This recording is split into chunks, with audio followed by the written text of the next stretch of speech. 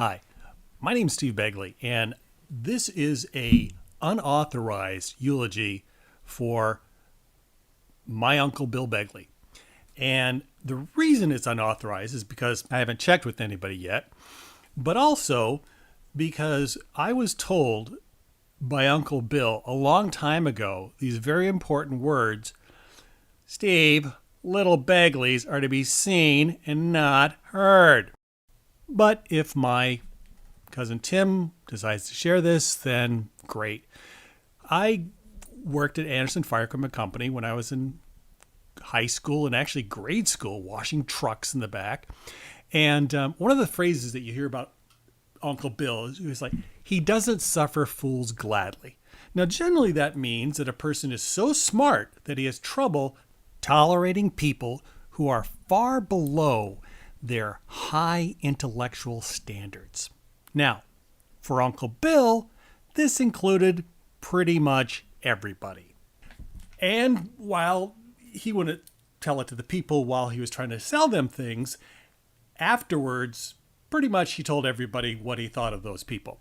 One of his key phrases he used to describe it was, Steve, they didn't attend all the meetings. Now, the last thing you want to do, being around somebody like that, is to appear stupid. So consequently, I wouldn't question certain things because I didn't want to appear like I had missed the meetings.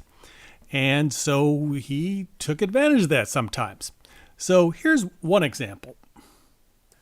Now, maybe this isn't the right time for this story, but since I'm ignoring Uncle Bill's advice about being heard and not seen, Uncle Bill they sold fire trucks. Now, fire trucks, rescue squads, ambulances, but also they sold hearses.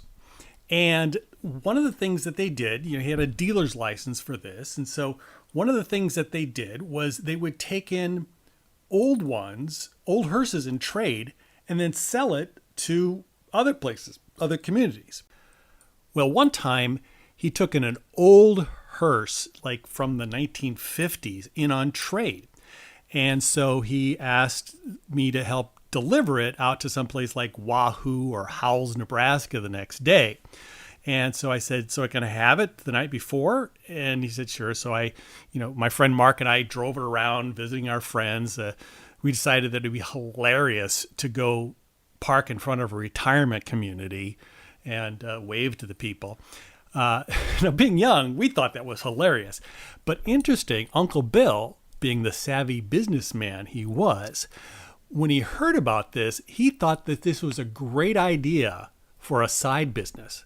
Now, I forget the name, although I do have the business card around here somewhere. It was called something like Nebraska Mortuary Retrieval.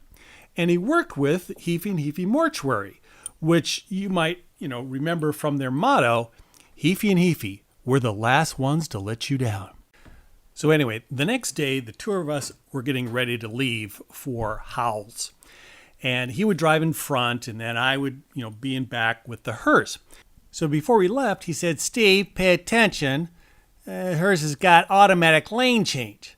Now, I didn't know what that was, and I didn't want to appear stupid. So I said, okay. So I'm following him down, and we're like zooming down this 2-lane highway. When the hearse doesn't just drift into another lane, it's like it's possessed, and it wants to send me right into the oncoming traffic. And it doesn't have power steering either. It has what my dad used to call Armstrong steering.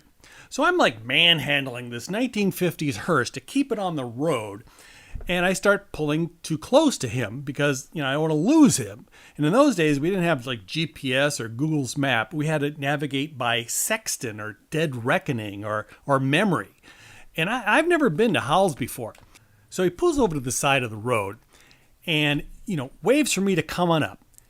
And I hop out of the hearse and he says, Steve, what the hell were you doing? Stop following so close. I told him that the hearse I was handling. And he said, I told you it had automatic lane change.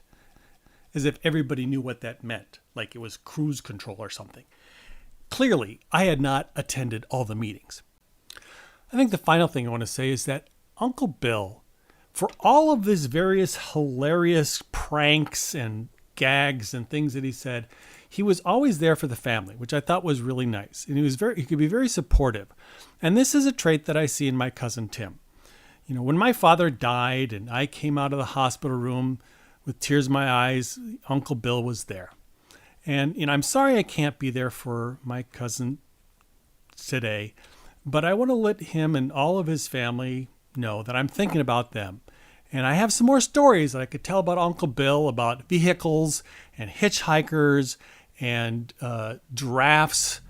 But I'll end on a moment of silence because, as Uncle Bill always told us, little Begleys are to be seen and not heard.